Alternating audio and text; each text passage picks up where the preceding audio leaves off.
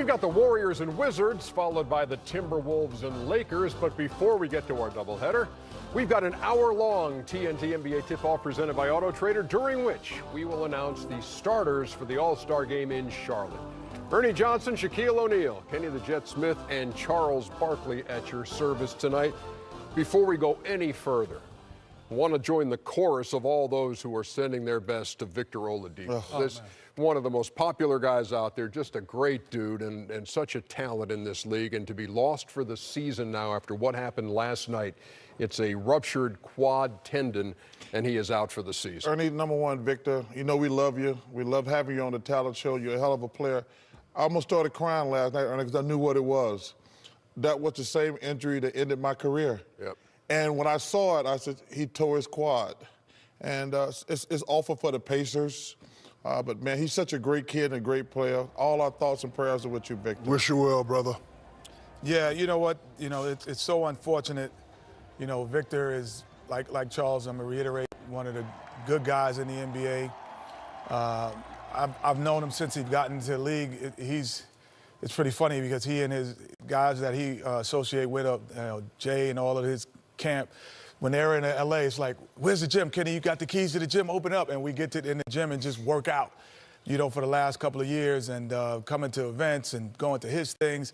So I'm just sick. I was sick last night just hearing that, you know, and knowing that it was possibly that injury after it came out with, you know, with Charles, which how serious it was with Charles, you know, just wishing you and his best. His mom is great. The good whole thing, family's great. The good thing, it's the same injury that Tony Parker had.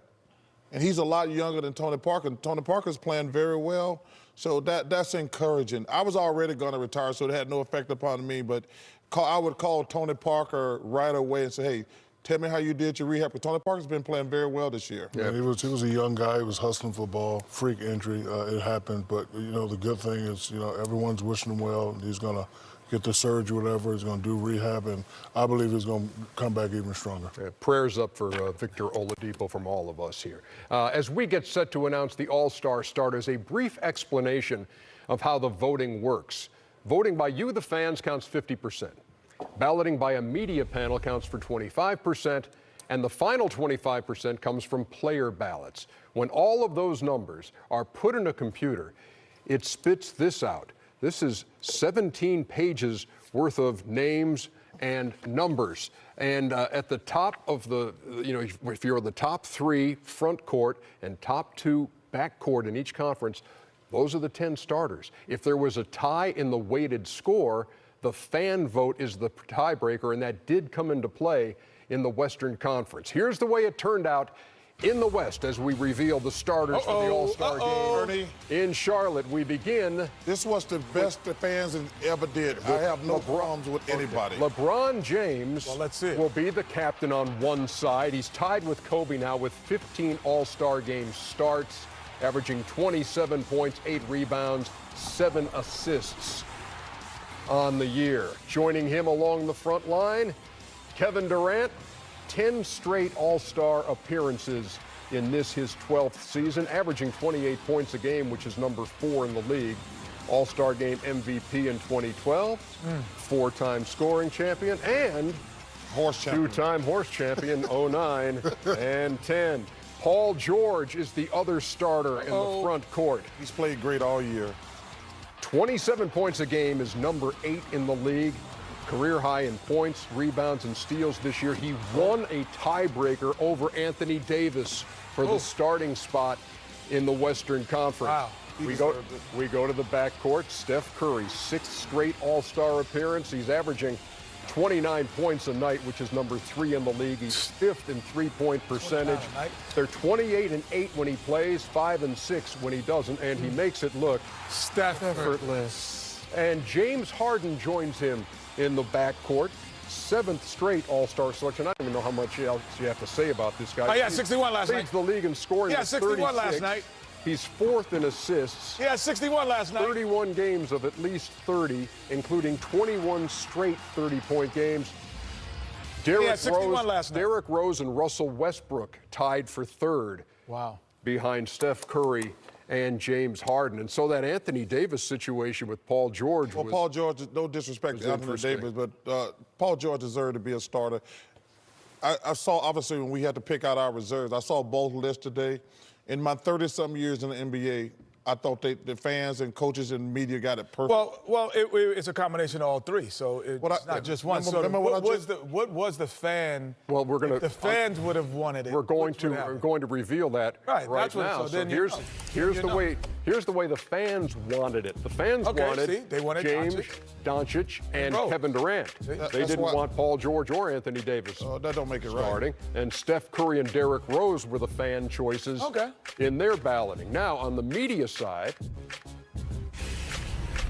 LeBron, Durant, and Anthony Davis with Harden and Curry. In fact, Harden ahead of Curry in the backcourt among the media. And he deserves that. And on the player ballot,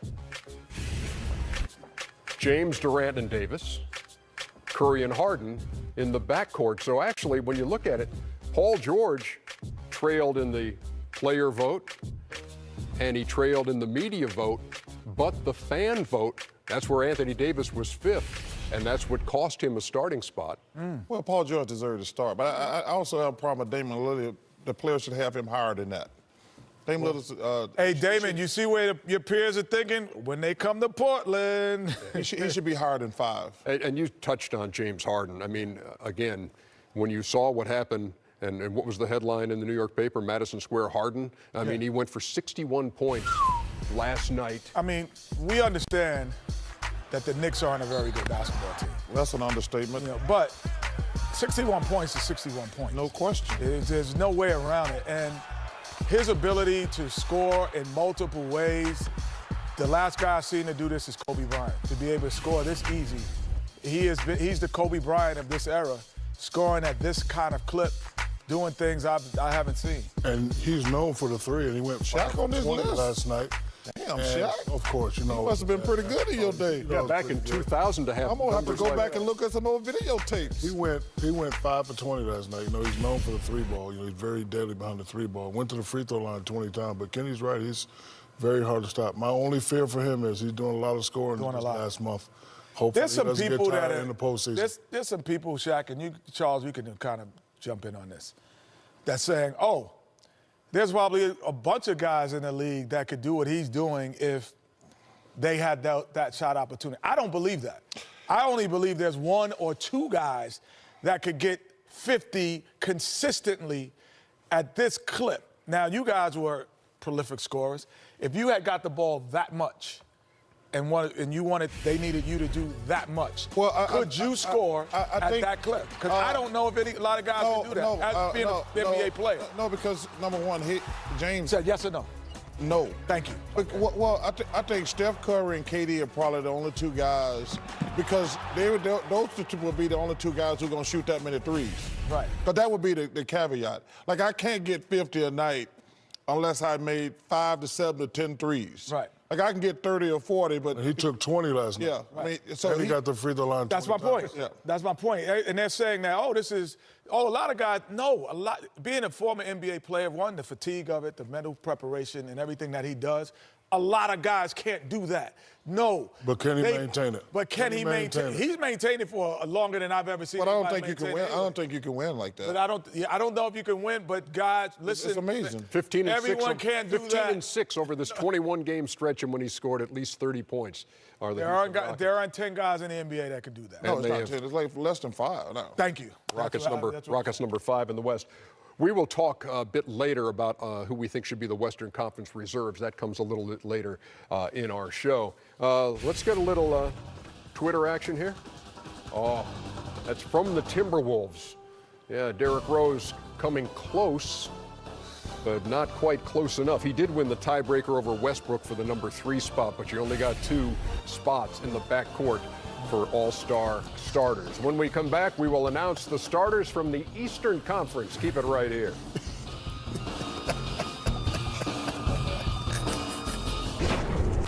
Shaquille O'Neal was an unstoppable force in the NBA the moment he stepped onto the court.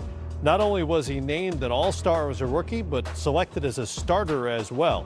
Ro Parrish revisits Shaq's first All-Star appearance back in 1993 in this episode of Storytime with Shaq.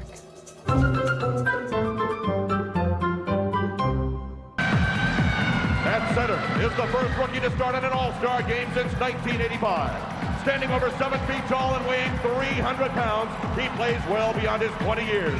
You know him simply as the Shaq. From the Orlando Magic, Shaquille O'Neal. 1993, Utah. Your first All-Star game, making it as a rookie. Number one, what were your first impressions when you get there? Did you expect to make the All-Star game as a rookie? Well, I expected to make the All-Star game, but I wasn't expecting to be starting. First of all, before I got there, terrified.com.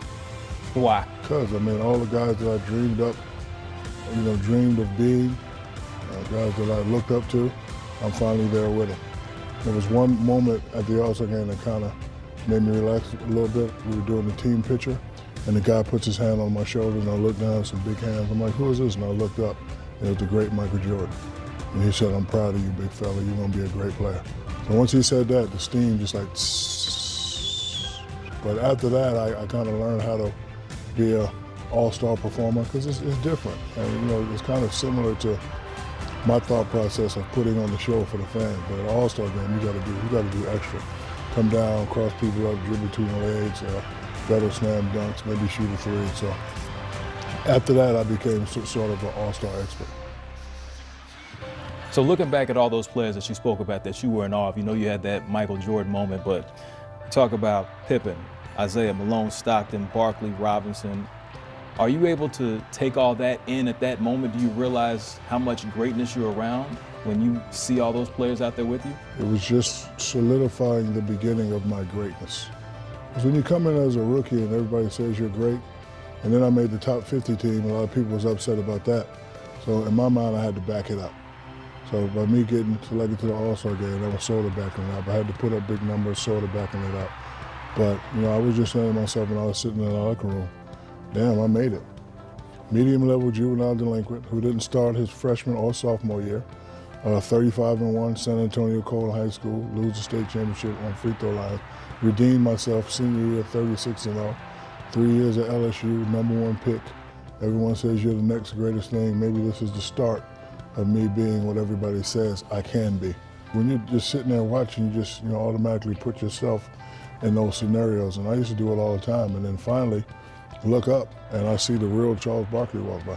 I see the real John Stockton, the real Karl Malone, the guy who I grew up watching, the Admiral, David Robinson, Pat Riley with his $6,000 suit and his silky tie and the beautiful hair. Like I'm sitting next to all these people. So maybe what everybody is saying that this young kid will be a great player, maybe it's true. The 2019 All-Star starters will be revealed tomorrow night on TNT at 7 o'clock Eastern Time. You both were part of the esteemed media panel. I don't know about esteemed. Yeah. Calling it esteemed media panel that represents 25% of the total ballot when it comes to the starters. So you both had to submit Eastern Conference starting five and a Western Conference starting five. Your Eastern Conference starters are pretty similar. Both include Kyrie Irving, Giannis Antetokounmpo, Kawhi Leonard, and Joel Embiid. They are identical except for what I'm going to call the second guard spot. Kemba Walker for Greg. Seika, you've got Bradley Beal. This being a TV segment, you're now obliged to argue about it. I mean, listen, I think both those guys are worthy. I just looked at and weighed heavier the work Bradley Beal has done since John Wall went down. A Wizards team, GA, that was out of it, out of people's consciousness. We had kind of written them off. John Wall goes down, Bradley Beal is playing fantastic. I think he should be an all-star either way. Yeah. He could be a starter. You could have him be one of the reserves. It doesn't matter. As long as he's on that team, I think you're doing right by him. Yeah, and I agree. I think both are going to make the team.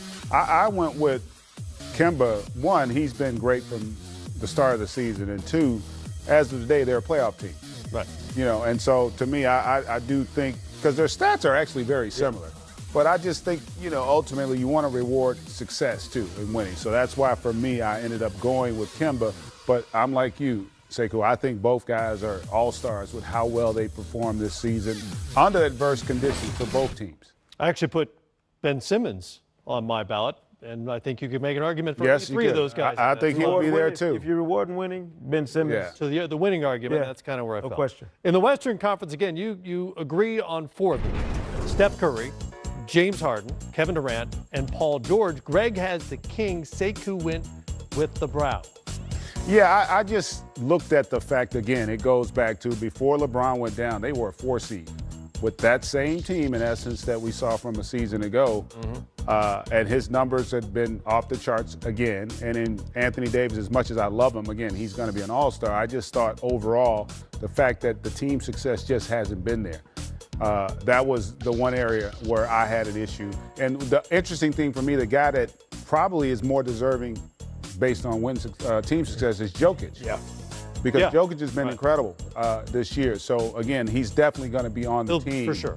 But I think, again, part of this is who do you want to see as well when you talk about the starters. And Right. so I ultimately went with LeBron. Yeah, and if Anthony Davis was any less of an unbelievable, freak of nature in this league, it would be easier to leave him off somebody like this. I just figured when you look at his body of work, independent of the context of the Pelicans' struggles this season, he's always up here on that next level of the handful of guys in the league who can do what he does on a regular basis. Hard to leave him off, but of course, people will say, well, why are you penalizing LeBron for missing games when you didn't penalize Steph Curry for the same thing? Yeah, Sekou. Why are you doing that? So there is a part of me that kind of scratches my head and says, do you knock LeBron for being out? Is it a recency bias because he's been out lately?